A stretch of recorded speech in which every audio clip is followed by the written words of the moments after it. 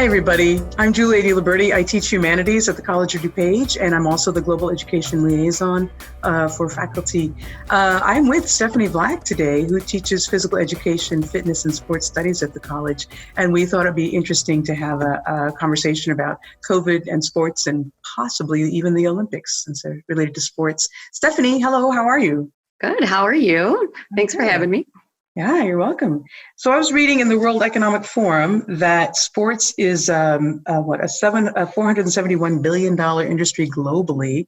And I don't think we can take on that whole industry, but can we just start with some of your general thoughts about that industry and who it's affecting and the athletes and all? And sport is a multi-billion-dollar industry. And if you're not really involved in sport, you might not think it's that huge, but it is. It's a huge industry, and it just continues to grow.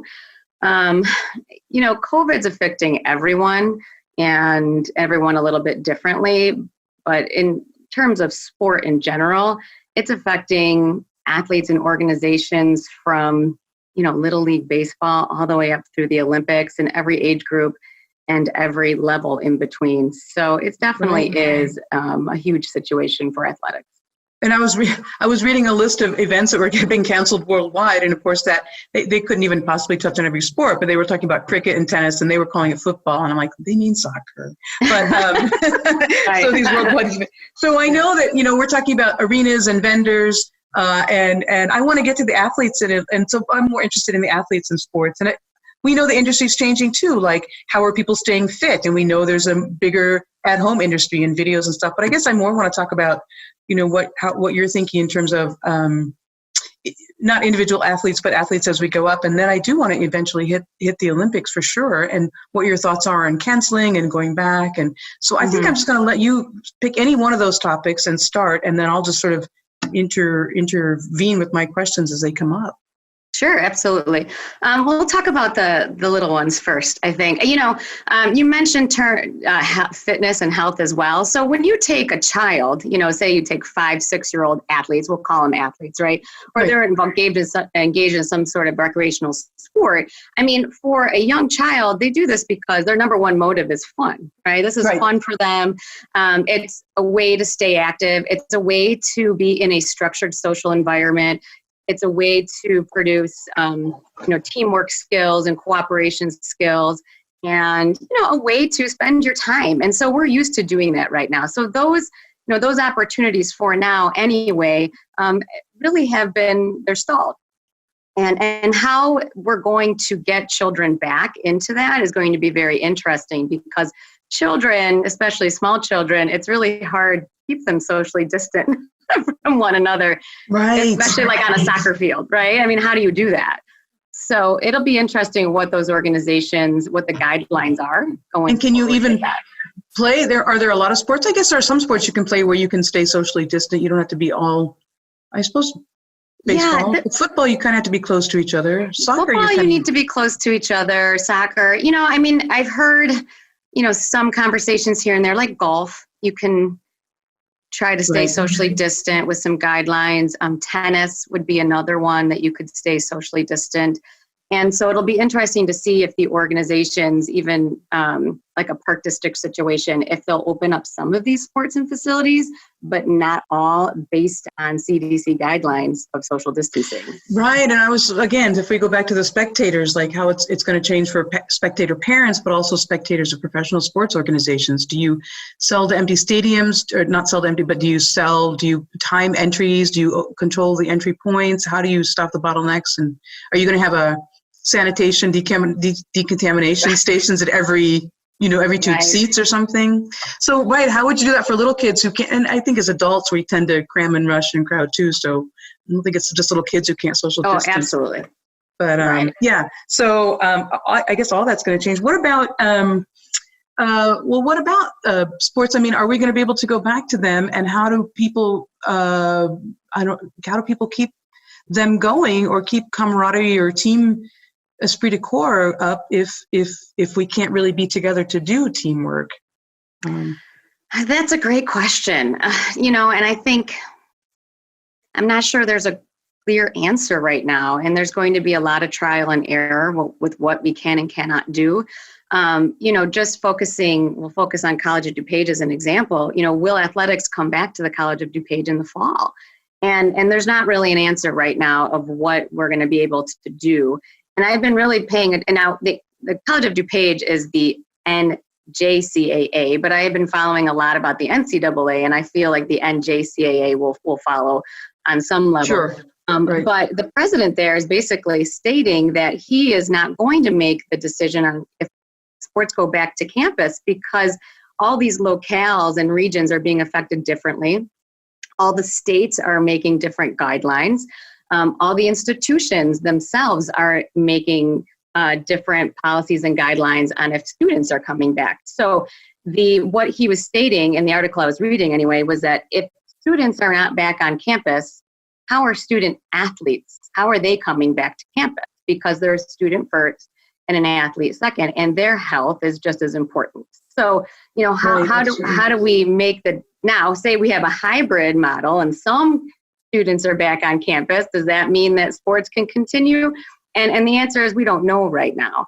And so how we keep the teamwork and the camaraderie on all these different levels, how we maintain it, is a really good question. And it's not going to be the same. I mean, we can have Zoom workouts and right. I was wondering if that was happening, and I think it is. Yeah. That definitely is on many, many different levels. You're having like Zoom conditioning. So, like say a soccer team might get together on Zoom and do some conditioning in the home, or do some drills outside. But if you take a sport like gymnastics, how do you Zoom gymnastics? You don't have a gym in your basement that you're able to do workouts, nor would that be safe to do. So, every sport is so unique, and the way that they are going to be able to eventually come back and compete or train or whatever is going to be really different. So I think the coaches and the administrators will do the best they can keeping these teams together.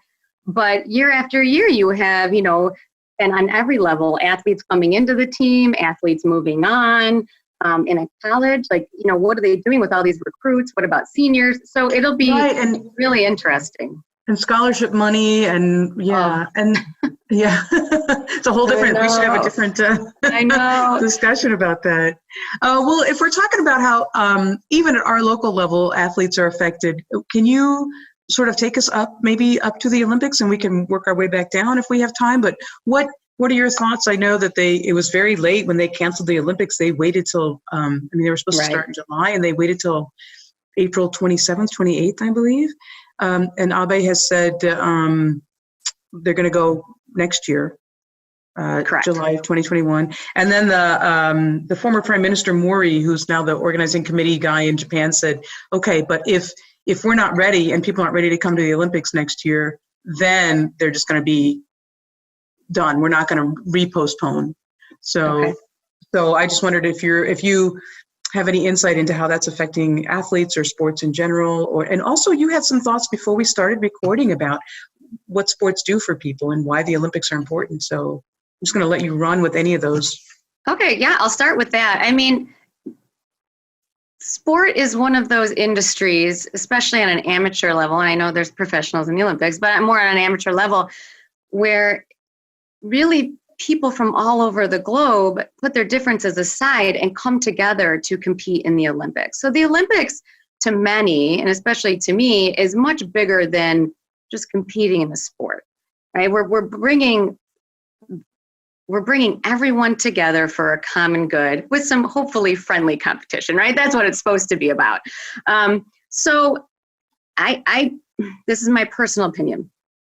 I believe they did the right they made the right move by postponing the Olympics, because the health and the safety of the athletes and everybody else involved is obviously the priority. And I've read many articles of Olympic hopefuls that hopefully were competing this summer that feel the same. And COVID is something it's much bigger than the athletes themselves and nothing that we can control. So I think they made the right move. Whether they made the move late, I mean, I'm trying to put myself in the shoes of the Olympic Committee. You don't want to postpone the Olympics. That's not something that we want to do. No, and that wasn't a critique. That was like, to me, that was sort of an expression of hope. No, we can beat this thing. Right. And Mori, the former prime minister, I mean, he said, and the president of the Japan Olympic Commission said, he thinks that if there's a cure and they get to hold the games, he said those games are going to be so much more meaningful because we as a globe will come together to have solved this problem. So it's even more, those games are, like you said, about way more than just individual sports. Also, I'm happy to hear you say that the athletes themselves were okay with it, because I can't imagine being an Olympic hopeful and you've hit your peak and you're at your momentum and you're like, this is it. And then how do you maintain that for a year? So I feel for them. I mean, a lot of these athletes they all do. They put their lives on hold to train, not only physically, but psychologically, to get in the mindset to compete in the Olympics. And the psychological side of sport is almost just as important. I mean, it's just as important as the physical preparation for the sport itself. So, I mean, they've put their lives on hold to compete in this moment or have an opportunity to compete in trials to try to get there. And so a year can make a humongous difference for these athletes, some more than others. So it really depends. I was a gymnast, so I've been following gymnastics a lot. And so what the gymnastics world has done is there's an age cutoff where you can compete.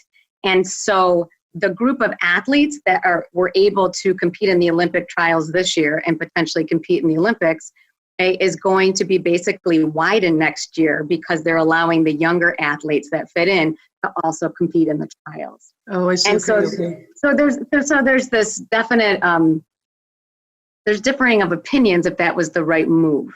Because in a sport like gymnastics, when you're 23 or 24, a lot of gymnasts, an Olympic caliber gymnasts, Simone Biles aside, because she's kind of like superhuman. But, they're definitely, many are retired. And so many were thinking this was their last opportunity to get in the trials and then compete. So do they, again, put their life on hold for another year to train physically and psychologically, which is very, very hard on the body, or are they done? And I imagine it's hard on your support network too. And yes, absolutely. And then you're taking another gamble because if the Olympics don't happen again next year. Yeah. Well, and so other sports are affected just as much. I just use them as an example. So you're going to see, it's definitely going to change the makeup of the teams and who is able to compete physically, mentally, who is willing to compete if someone just wants to move on and start, another part of their life. So it's definitely a lot on these athletes, and there's a lot of personal decisions that they're going to have to make for sure. Yeah. Well, I guess I'm sort of curious too about, when you're rooting for your own country and if it unifies a country as we're all sitting around watching. So yes, as you say, friendly competition. Right. And I think about that on a local level too, like rooting for the Chicago teams. That gives people a focus for energy and otherwise. I don't know. I'm just sort of thinking about all of that.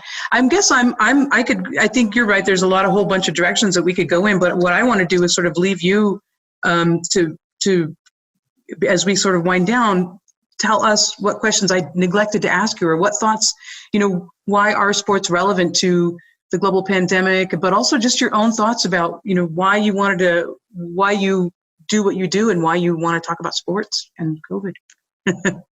Well, personally, obviously, I'm biased. I love sports. But, right. And I was an athlete myself. I was an athlete for a very long time. I'm not anymore.